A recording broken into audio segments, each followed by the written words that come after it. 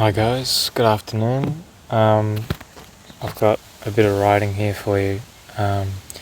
Two different messages today. We've got a message about the ego, coming back to center, coming back to I, and a message about the heart as well, which is also the heart space is associated with I, so very much about centering and not associating as much with the mind and the self, the chosen self that we accumulate over our lifetime, and coming back to that awareness within ourselves. So without further ado, I'll get reading.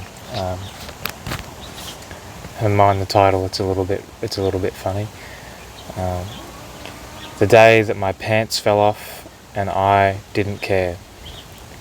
What remains of us when we unlearn who we believe that we are, who we believe that we know? Belief is of the mind, yet knowing is of the soul. When the mind's security of self is stripped bare, what remains? When all that validates is gone, when all that speaks goes quiet, when all that thinks merely observes, when the vessel is naked, with no brand or style that may shield its true essence. When there is no shield blocking the soul, when we see objectively, when we detach from opinions, from opinion association, when that which defines us simply defines objectivity, when I step out of this cage built from my own threads of definition, when the labels are just letters, to see judgment as merely opinion. Who is choosing? Who is there when all is stripped away? When illusionary obligation is given no power, when I is all there is, for I can be no thought, merely the thinker. For I can be no label, only the labelled. I can be no opinion, for I am the chooser of opinions of which to hold. How can there be categorization when I am the creator and the chooser of category? How can I be not boundless when I am the creator of binds? How may I be the victim of feeling when it is I who feels the feeling? How may I be the victim of creation when it is I who creates? How may I be of judgment when it is I who is the judge? For I am, and am all there is. Within I is all. How may I be separate when it is I whom creates separation? How may I be unworthy, for it is I who determines my own worthiness? How may I be defeated, for it is I who decides defeat? How may I be hurt when it is I who defines hurt? For I am nothing more or nothing less than I. Any more or less is merely a determination of the mind. I am not the mind. I am that whom uses it. How can the mind be in control when its existence is only true within the awareness of I? I am, as you are. We are, and that is all. We are all, and all is within I. As within, so without. As above, so below. Reality is, and it is I, whom labels and defines, when the definition within I, and I am within, as I am without. We are oneness, and separation may only take place within the mind, whom I controls. You are I, and I am you.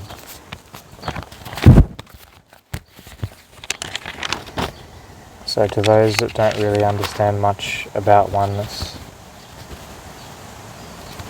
it'll either make sense or it won't. There's the I, the awareness within, and there is the ego mind or the animal mind, which houses the self, of which is chosen based upon labels and associations, which is not us. We are the awareness of that, and we are the choosers of the self. And once you step back from that association with the self and the opinions of everybody else's, what they believe your self is or what it should or shouldn't do. When you don't associate with that self, no one else's opinion of the self matters. Not that you don't care about other people's opinion. We all care about other people's opinions. The ego mind wants to fit in, it wants to be approved of, it wants to be loved. But you have all of that within. And that's the source of it. So this is similar, but more so speaking about love rather than awareness. Accepting the love and accepting the divine within. As humans, we wander around, speaking, seeking, looking for the next moment when this one is so fleeting, searching for love everywhere except for within our own heart that is beating. Divine are those who bask in the love within, not from the place of ego, rather being, sharing and giving the love that they wish to see more of in the world. The purpose of separation is to make the love ever more sweet. Though separation is merely time to practice faith, acceptance, patience, most importantly, being friends with your own self and that love that you can provide. We keep our beating hearts chained to the condition that only when love is seen externally we may allow ourselves to feel it, that only those worthy may receive it. To the unconditional love that is within your own heart, within your own true essence, this is nonsensical. Yet we run from source to source, hoping that one of these may enter our hearts and open it for us. Disappointment always follows. Though grim it is not, but a hard lesson hidden to those who look for the answers. Not from without, not by changing the swappable masks we believe will entice that of which we seek. Rather, to look within, ask within, become acquainted with the master teacher, lover, and the friend within.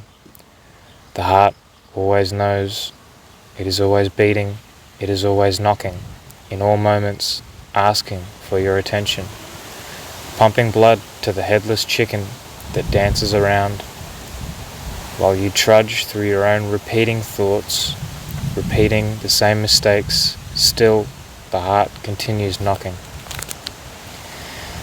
There is no ridicule from the heart, no judgment, just love for you, who cannot see that it has always been within, with its hand extended, with its love deep and mighty, right behind you, as you stare out of the window of your internal room. Turn within, get to know yourself, and find your heart, find your love. It exists for you. It will never walk away unless you choose to close the door and leave it so. Look within, love the heart that beats for you unrelentingly and undefeatably. Hold it in your loving presence, see it within, feel the love that you have always been, and let the emotions that fly by like a train through the station pass.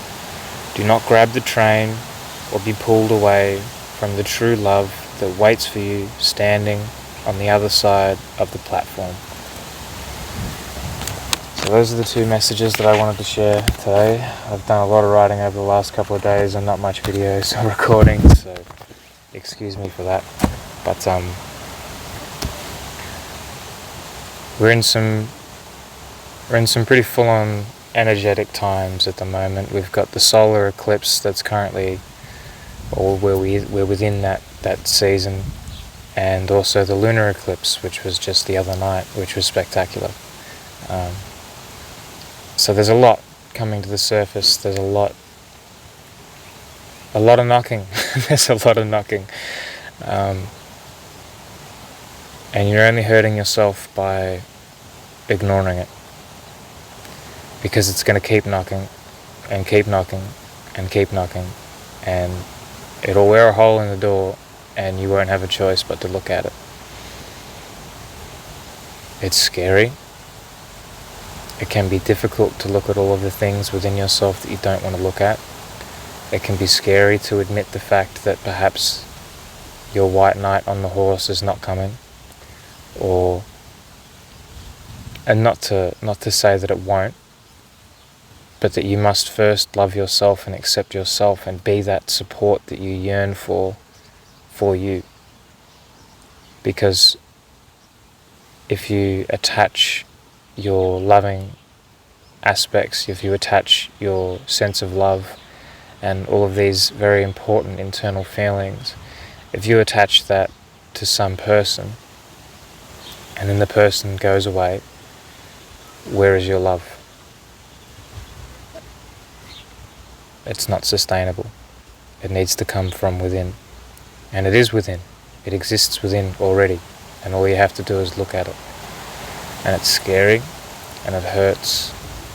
There's a lot of emotions in there. It's the reason why we don't look at it. But if you take that train analogy, if you imagine all your feelings like a train that's rushing through the station at 1,000,000 miles an hour, carrying all the luggage and all the hurt and all the pain and all the suffering and all of the bad memories and all of these things, and it holds it within its carriages, and it just rushes by, and all you have to do is watch it. Just watch it. Know that those emotions and feelings are inside the train. They can't hurt you. They can't do anything to you. And in a moment they'll be the past. And on the other side of that station, looking right at you, is that love that was just waiting for you to let the train pass. So I hope that analogy makes sense. I hope the video has been worthwhile, and I hope you enjoyed it. If you've stuck around this long, it's deeply appreciated. And I look forward to seeing you in the next one. So take care, everyone. Love yourselves. Be kind to yourselves. Take care. Slow it down. Baby steps. And much love. Thank you.